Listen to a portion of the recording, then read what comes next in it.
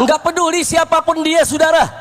Nggak peduli, saudara, apakah itu Jokowi ataupun Fufu Fafa dan semua kroni-kroninya yang terlibat, seret ke pengadilan. Kalimat terakhir dari sambutan saya yang harus saya sampaikan, maaf, saya sedih, saya prihatin kalau kabinet yang dibentuk oleh presiden baru saat ini masih ada bau anyir darah KM50, saudara. Karena ada beberapa orang yang diduga kuat terlibat langsung ataupun tidak langsung dalam peristiwa KM50 justru duduk diangkat masuk dalam kabinet. Baik, ya, kawan. Tidak panjang yang ingin saya sampaikan. Kembali kepada peristiwa aksi 212 pada tahun 2016. Saat itu saya menyampaikan khutbah Jumat 212. Di mana saya tekankan di sana dan ingin saya ulangi kembali, tekankan pada saat ini bahwa ayat suci di atas ayat konstitusi.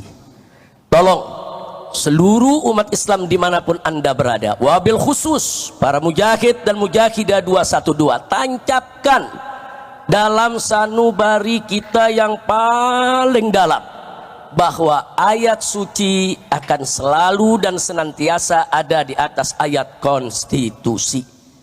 Kenapa?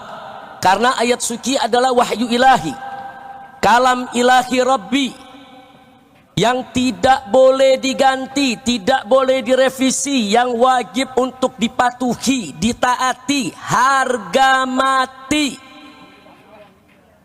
Sedangkan ayat konstitusi adalah produk akal basyari, hasil musyawarah sesama manusia dengan menggunakan pengetahuannya yang wajib sejalan dengan ayat suci. Tidak boleh ada ayat konstitusi dimanapun, kapanpun yang bertentangan dengan ayat suci, ya kawan. Karena itu saya tekankan sekali lagi pada saat ini, jangan pernah mundur untuk menegakkan Islam, jangan pernah mundur untuk menegakkan hukum Allah, jangan pernah mundur untuk bagaimana kita berjuang agar NKRI berdiri atas dasar hukum Allah, saudara, yang diridhoi oleh Allah Subhanahu wa taala dan Rasulnya. Amin ya rabbal alamin. Siap berjuang? Siap berjuang?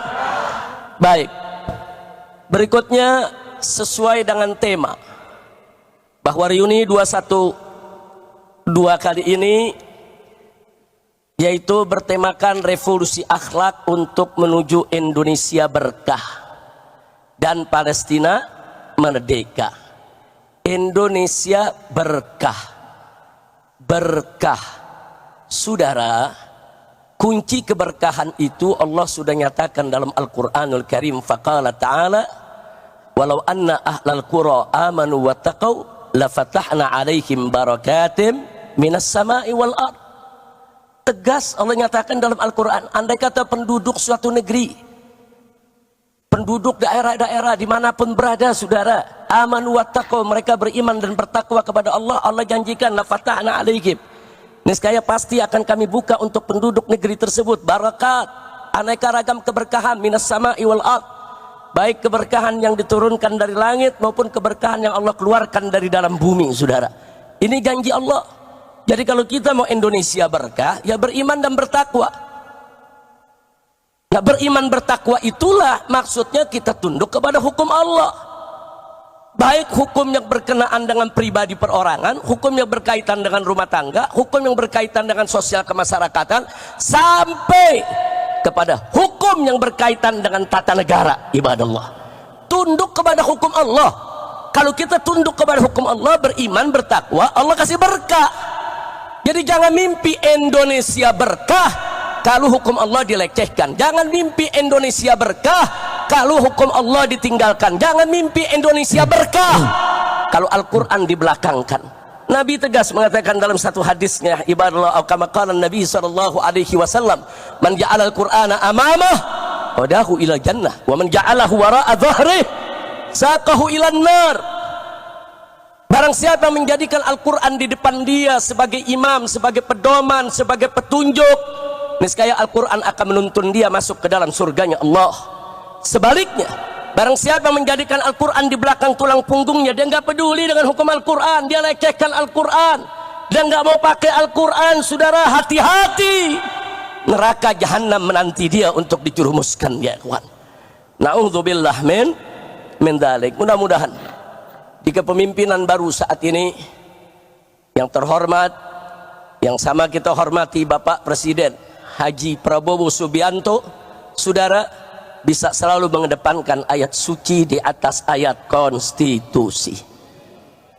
Nah, jadikan Indonesia ini berkah. Kami akan, seluruh rakyat akan dukung Bapak kalau Bapak mengajak bangsa Indonesia taat kepada Allah dan Rasulnya. Betul?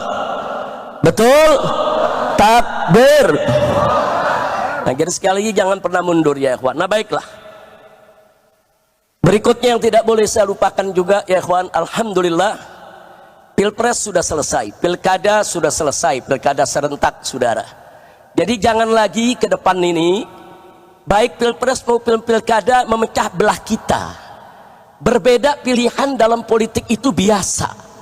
Makanya saya kaget begitu ada perbedaan pilihan, saudara, berani-beraninya ulama dimunafik-munafikkan, disesat-sesatkan, dikafir-kafirkan. Jangan. Ada habaib, ada ulama berbeda pilihan dengan kita, saudara, masing-masing punya ijtihad politik. Wajib untuk kita saling menghormati, saudara. Jangan mau dipecah belah, saudara. Yang bertarung orang lain, yang dapat kekuasaan orang lain, yang dapat kursi orang lain, yang dapat uang orang lain. Tapi kenapa harus rakyat yang diadu domba, rakyat yang baku pukul, dan rakyat yang dipecah belah? Jangan mau lagi kita diadu domba, setuju? Siap bersatu, siap bersatu, takbir. Nggak apa-apa kita beda-beda pendapat, nggak apa-apa, saudara. Hanya saja kita mau ingatkan semua, saudara, di dalam memilih pemimpin, jangan lupa jadikan Al-Quran dan As-Sunnah sebagai pedoman kita. Al-Quran dan As-Sunnah sudah menuntun kita bagaimana cara memilih pemimpin. Yang model bagaimana pemimpin yang harus kita pilih, ikuti saja. Selama kita berpedoman kepada Al-Quran dan As-Sunnah, Al-Ijma' dan Qiyas, saudara, serta apa-apa sudah disampaikan oleh para ulama-ulama salaf kita, insya Allah kita tidak akan terjerumus ke dalam jurang kebingungan. Enggak, kita enggak bakal bingung. Kita bingung memilih pemimpin karena meninggalkan Quran dan Sunnah. Kita bingung memilih pemimpin karena kita jauh dari Al-Quran dan Sunnah. Kalau kita ikut Al-Quran, As-Sunnah, Al-Ijma', Al-Qiyas, saudara, begitu juga petunjuk dari para ulama kita yang ikuti, insya Allah kita tidak akan pernah bingung dan kita tidak akan pernah bisa dipecah belah. Maka itu hari ini, sebelum saya akhiri, saudara, saya ingin mengajak semuanya kembali ke dalam barisan. Yuk kita rapikan soft kita perkuat barisan kita. PR kita ke depan banyak, ya ikhwan. Dari dulu saya selalu menekankan, siapapun presidennya, siapapun gubernurnya, siapapun bupatinya, siapapun wali kotanya, kewajiban kita tetap sama, dakwah, amar ma'ruf, nahi munkar, dan jihad. Siapapun presidennya, kewajiban kita tidak akan pernah berubah. Betul? Betul? Nah, baiklah, terakhir,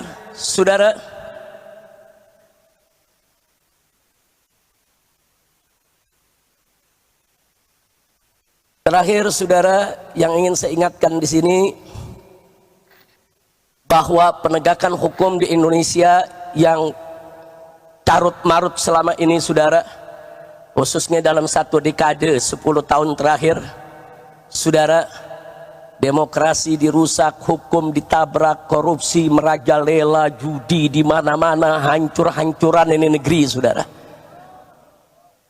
Maka itu saya berharap mereka-mereka yang telah merusak negeri ini selama 10 tahun jangan dibiarkan, tapi mereka harus dituntut pertanggungjawabannya. Setuju? Maka itu saya minta dengan tulus, dengan sangat hormat kepada yang kami hormati Bapak Presiden Haji Prabowo Subianto, tolong Pak, bersihkan pemerintahan Bapak dari orang-orang yang bermasalah, baik bermasalah dengan korupsi, bermasalah dengan judi, bermasalah dengan pelanggaran HAM, bermasalah dengan segala kemunkaran dan kerusakan negeri. Jangan mereka dibiarkan proses hukum, tegakkan keadilan bagi bangsa Indonesia. Takbir, Allahu Akbar. setuju tidak? Setuju tidak? Kalau Bapak Presiden bertindak tegas untuk memproses semua pelanggar hukum pada 10 dekade terakhir ini, setuju tidak? Dukung Bapak Prabowo tidak? Betul? Takbir. Enggak peduli siapapun dia, saudara.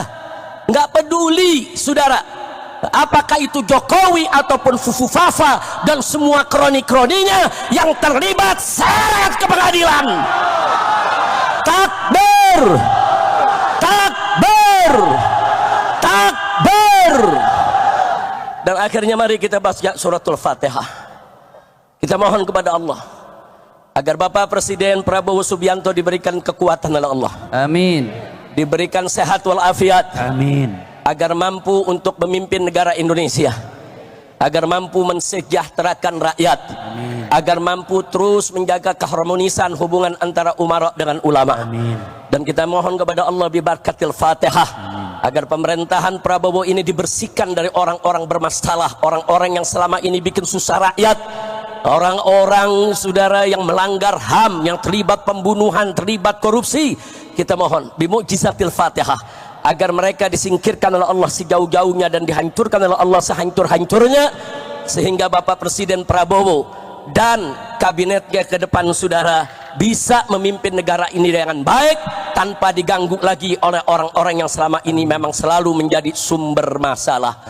Ala hadhihi niyah wa likulli niyatin salihah wa Allah subhanahu wa ta'ala yubarik li hadhil bilad wa an yubarik li rais hadhil bilad wa an yubarik li ra'iyyati hadhil bilad wa an yaj'al hadhil bilad biladan islamiyatan aminatan mutmainnah ghaniyatan ma'muratan mardiyatan 'indaka bi rahmatika ya arhamar rahimin ya rab. Wa ila hadratin nabi sallallahu alaihi wasallam bi sirril Fatihah. A'udzu billahi minasyaitonir rajim. Bismillahirrahmanirrahim. Alhamdulillahi rabbil alamin arrahmanir rahim maliki yaumiddin. Iyyaka na'budu wa iyyaka nasta'in ihdinas siratal mustaqim siratal ladzina an'amta 'alaihim ghairil maghdubi 'alaihim waladdallin. Mudah-mudahan digabul oleh Allah Subhanahu wa taala. Jadi sekali lagi, pemerintahan baru ini jangan kita ganggu, kita beri kesempatan, kita dorong, tapi tetap kita kritisi. Jadi bukan mendukung dalam arti kata menjilat, memuji yang nggak berhak dipuji, saudara. Jangan. Kita tetap amar ma'ruf nahi munkar. Ikhlaskan niat hanya mencari ridha Allah Subhanahu wa taala. Nah, akhirnya saya mau umumkan, sebentar. Duduk sebentar. Nah, akhirnya, saudara, saya mau umumkan, insya Allah hari Kamis besok, insya Allah di pesantren Markas Syariat Megamendung, dimulai dari jam 8 pagi sampai zuhur, kami akan mengadakan haul syuhada 6 santri FPI yang dibunuh di KM 50. Jadi kami akan mengadakan haul syuhada di sana, saudara.